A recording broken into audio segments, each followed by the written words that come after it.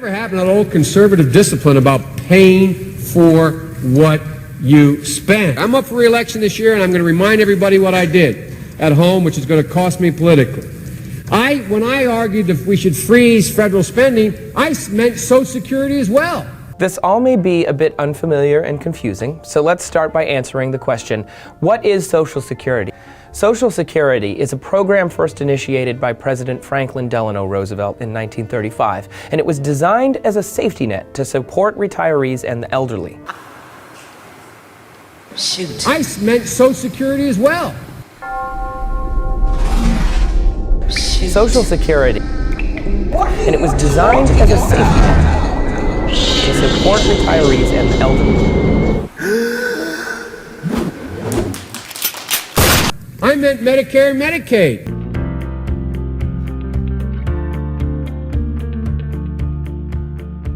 Medicare and Medicaid are two different government-run programs created in 1965 in response to the inability of older and lower-income Americans to buy private health insurance. Both programs were part of President Lyndon Johnson's Great Society vision of a country committed to helping everyone access affordable health care. Medicare and Medicaid are social insurance programs, meaning they allow the financial burdens of illness to be shared among healthy and sick individuals and among affluent and lower income families.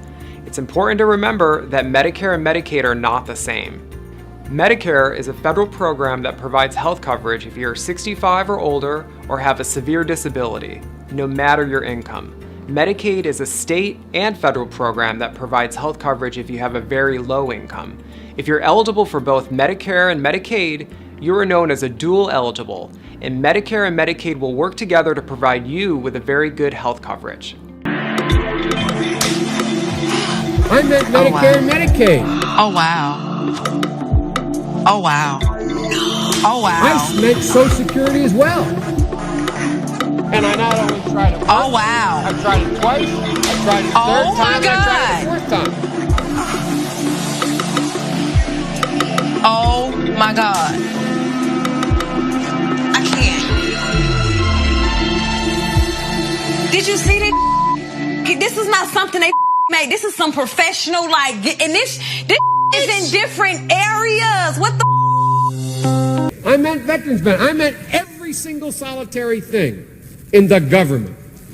And I not only tried it once, I tried it twice, I tried it the third time, and I tried it a fourth time. Somebody has to tell me in here how we're going to do this hard work without dealing with any of those sacred cows. If they were smart, they would not trust white people.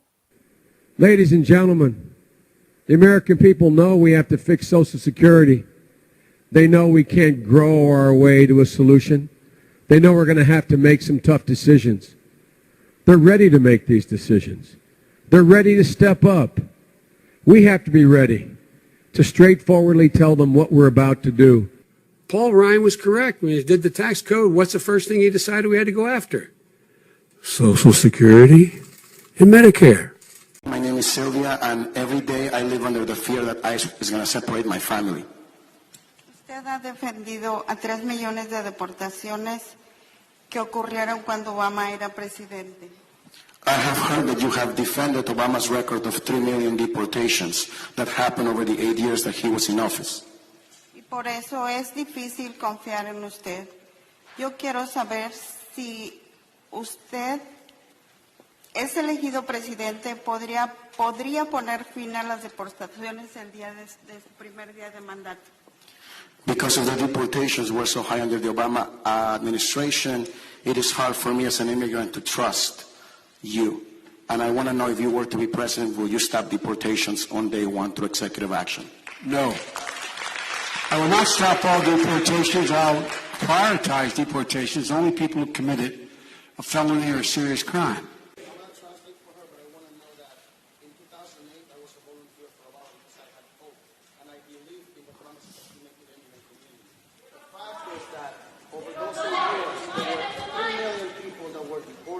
Separated from their families. Yeah. We had this classification of families. Well, you should vote for Trump. You should vote for Trump.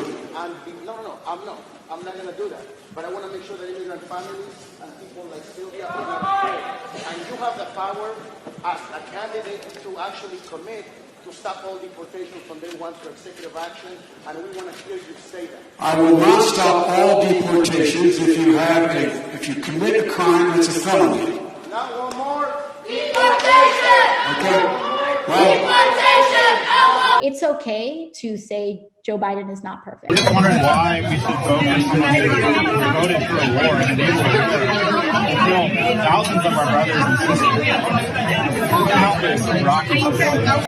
And that he, it's okay to say that and to support him. You didn't give him that war. You also gave a medal to the man who enabled that war and caused that war. Not because you agree with him on everything, not even because you think his policies are good. I am casting this vote out of solidarity with our most marginalized and vulnerable communities. I'm totally opposed to defunding the police officers. As a matter of fact, local police, the only one defunding in his budget calls for a $400 million cut in local law enforcement assistance. They need more assistance. You're basically talking about a frat with guns. A panel discussion hosted by Indy 10 Black Lives Matter did not hold back Tuesday night. Them being on the streets have not kept us safe at all. Panelists saying the money saved from unnecessary militarization could be used better in other places, schools, affordable housing, and other community programs to help de-escalate violent situations. They also do not see diversifying the force with more minorities as a solution. We don't want white supremacy in blackface. Show me a cop of color who has joined the force, and I'll show you someone who belongs under a white sheet marching along with the KKK. It is of no benefit to me. There are no good cops. I'm the only one who's talked about increasing police budgets. And there are some folks that say, these people didn't have jobs or they were suffering before. Absolutely, because our system has been failing marginalized communities. But I don't think anyone can really look at me in the eye and genuinely tell me that immigrants who are having forced hysterectomies, who are being put in cages in camps, who are being separated from their children. I don't think anyone can look me in the eye and say that they won't be better off in a Biden administration, that they won't be more protected under a Biden administration.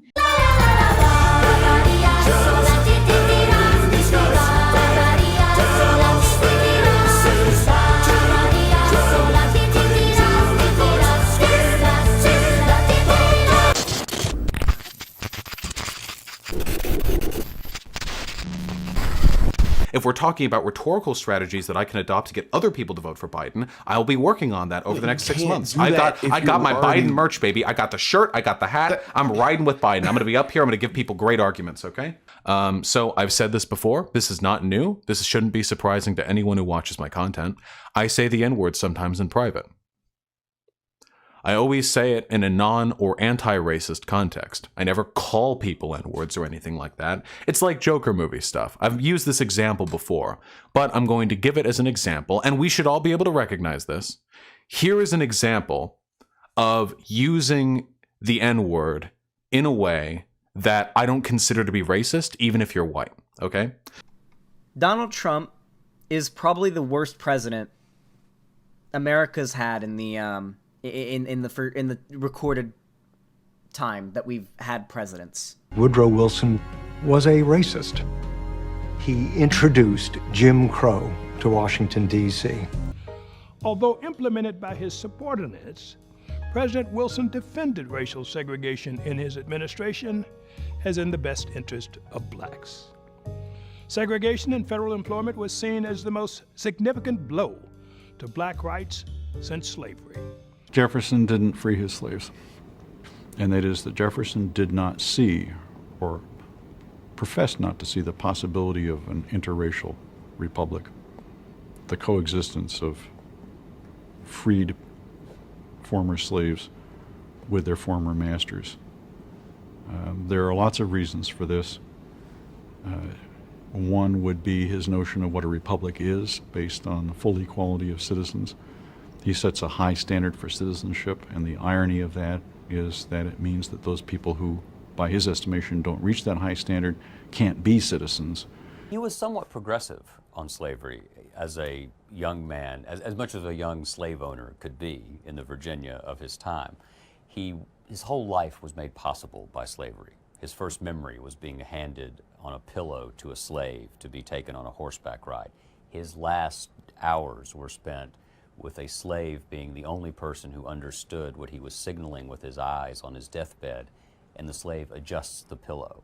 So from pillow to pillow, Thomas Jefferson's life was made possible by slavery. James Madison had articulated grand principles of human dignity, of liberty and freedom. His cherished Bill of Rights provided bulwarks for freedom of speech, freedom of religion, freedom from cruel and unusual punishment.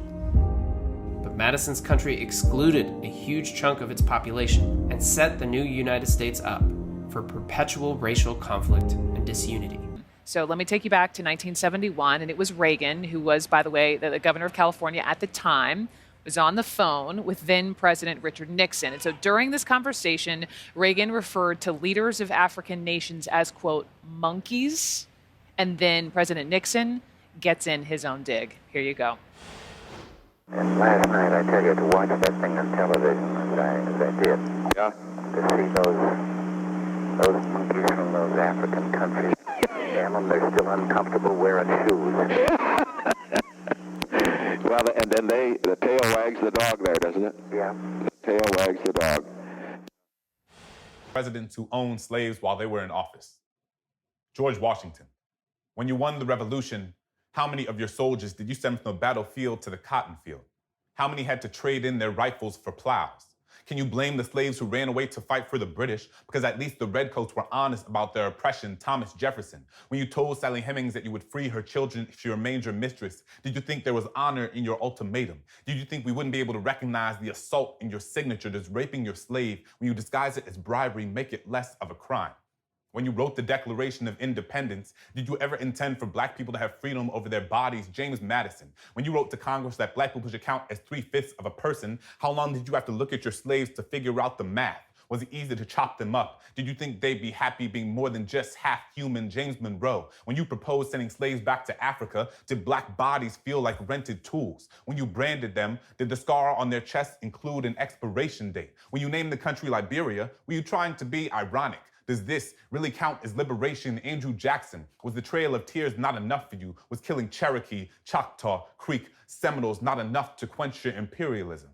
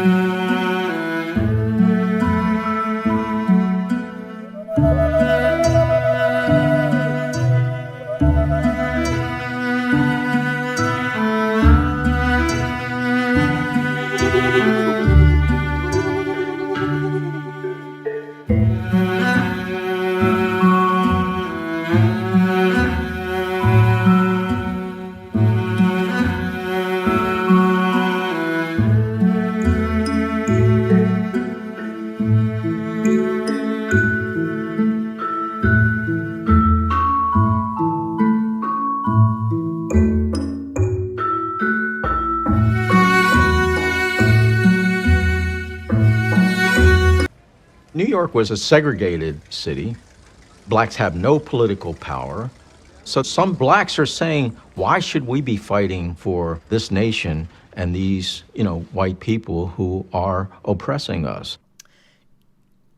Ever since Trump came into the political limelight, can you guys even remember every single thing that he's done that's been so terrible?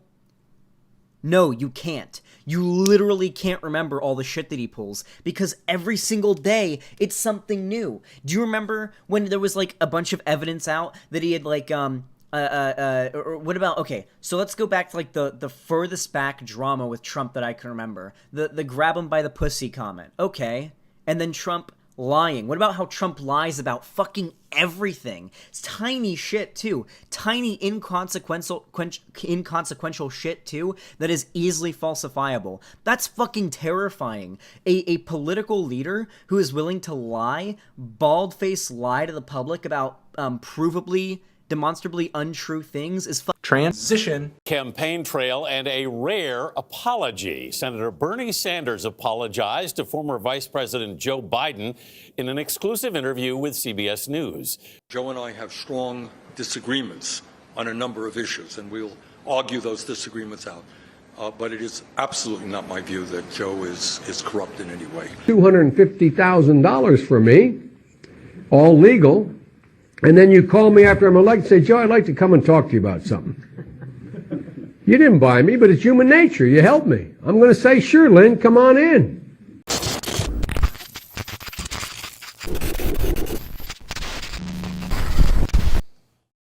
That's really our time. I apologize. You can't do that to black media.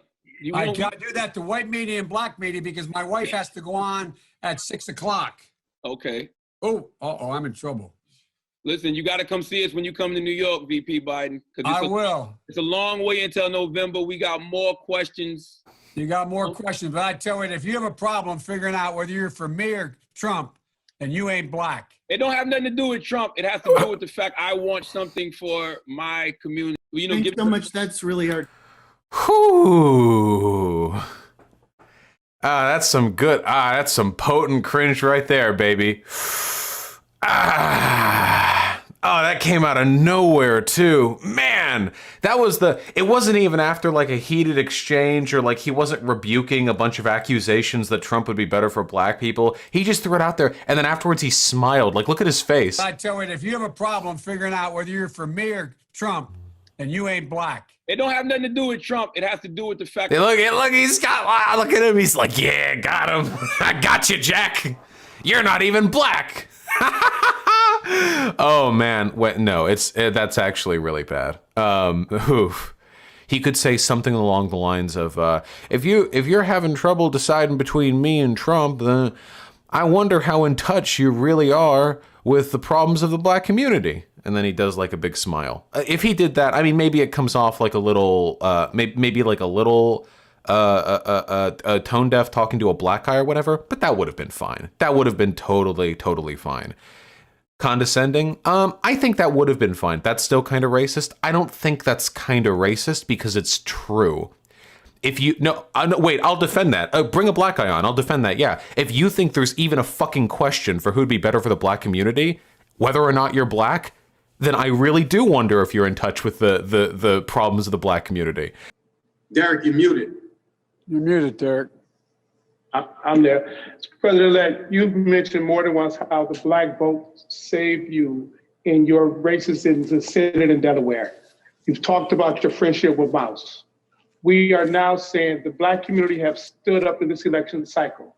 Let's not suffocate the black vote in Georgia and make sure we send the right message, because the success of this administration will be the ability of the Senate to confirm your nominees. We have an opportunity here. We want to make sure we seize upon this opportunity and allowing for the input necessary. 10 more appointments to go.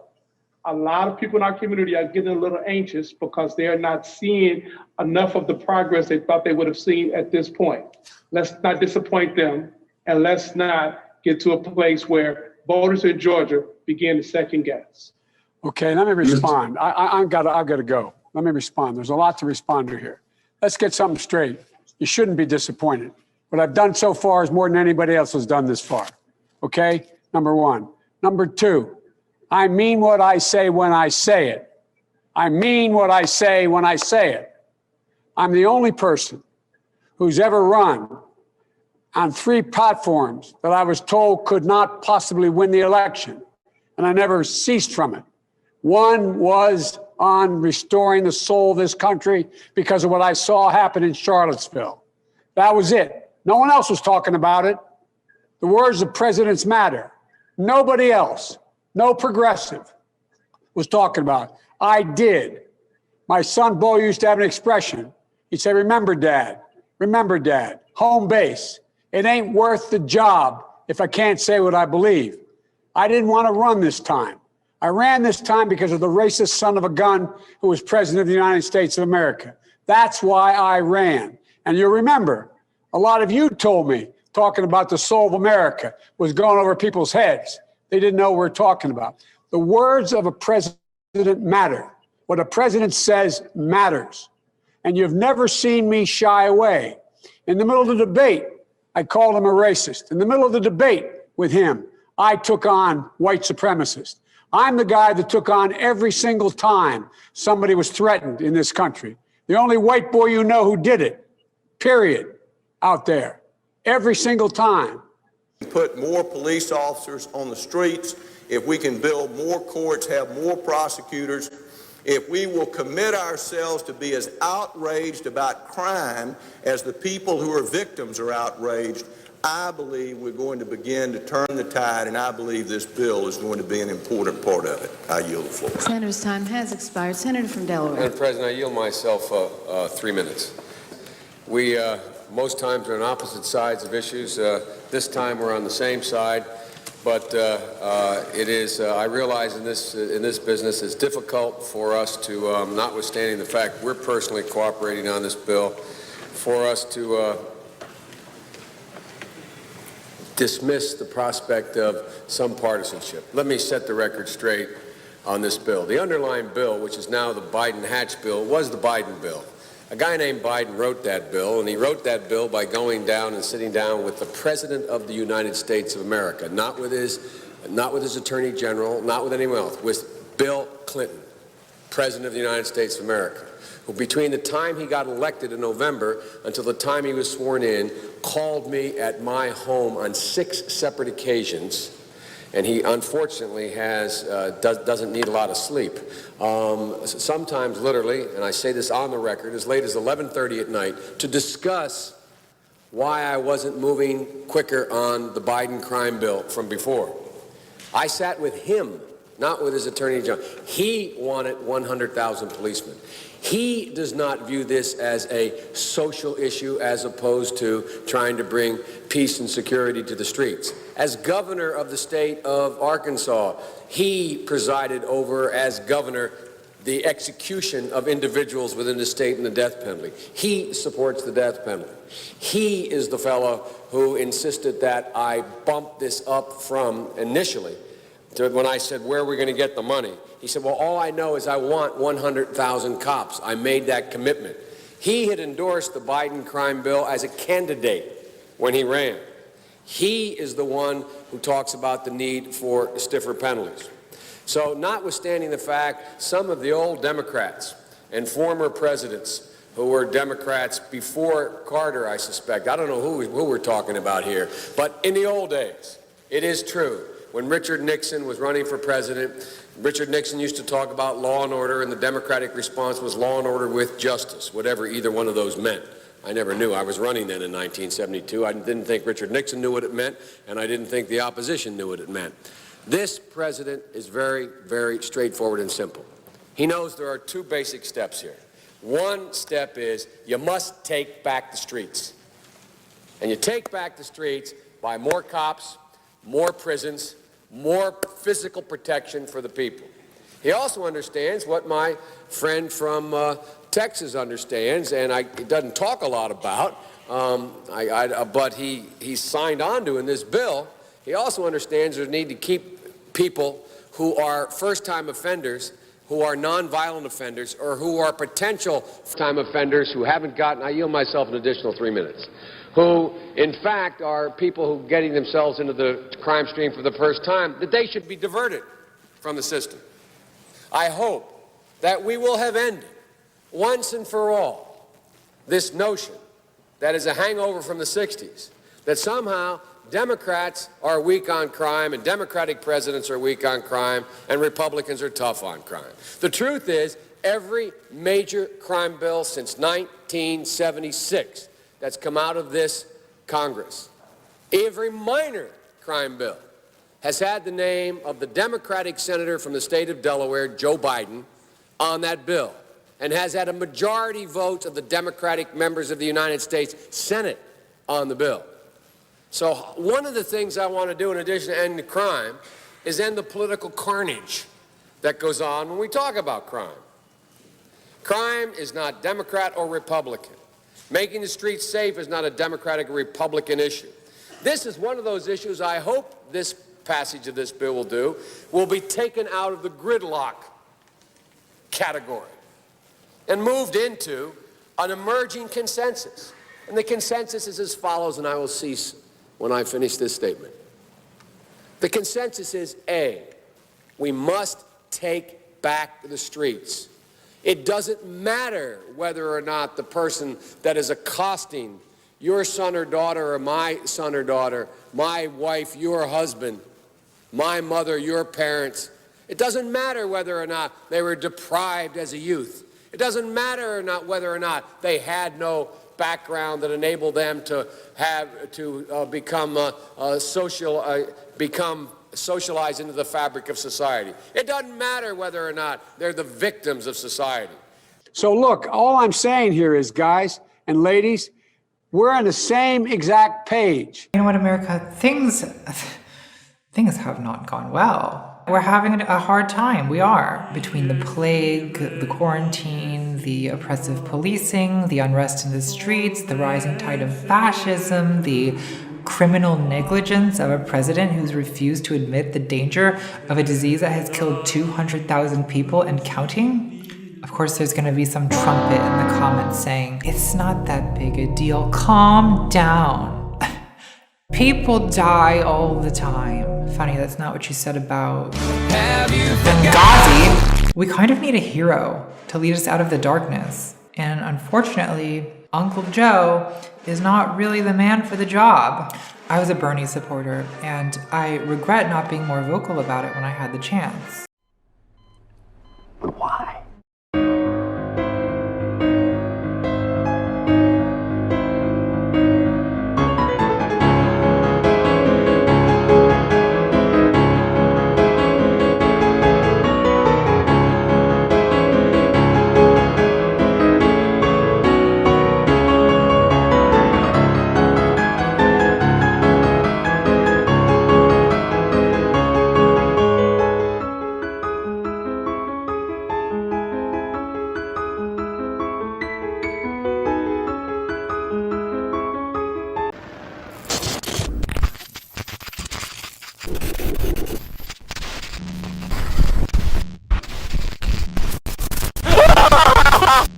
When John F. Kennedy first took office in 1961, he didn't want to propose a civil rights bill because that would have been super unpopular with the Southern Democrats. But then 1963 happened, and there were protests and uprisings all over the South, and the March on Washington that summer, and Kennedy listened. The events in Birmingham and elsewhere have so increased the cries for equality that no city or state or legislative body can prudently choose to ignore them.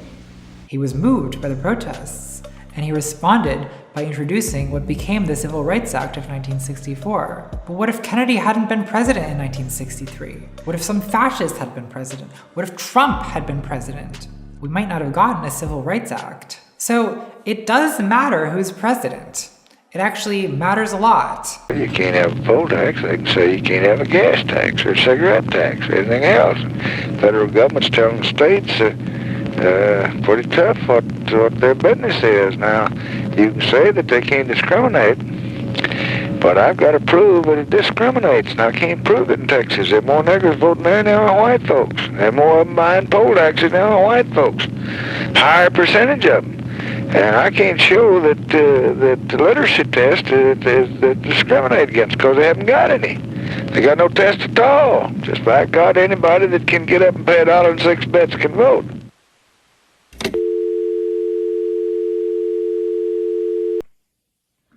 In this crooked game of power politics here in America, the Negro, namely the race problem, integration, civil rights issue, are all nothing but tools used by the whites who call themselves liberals against another group of whites who call themselves conservatives, either to get into power or to retain power.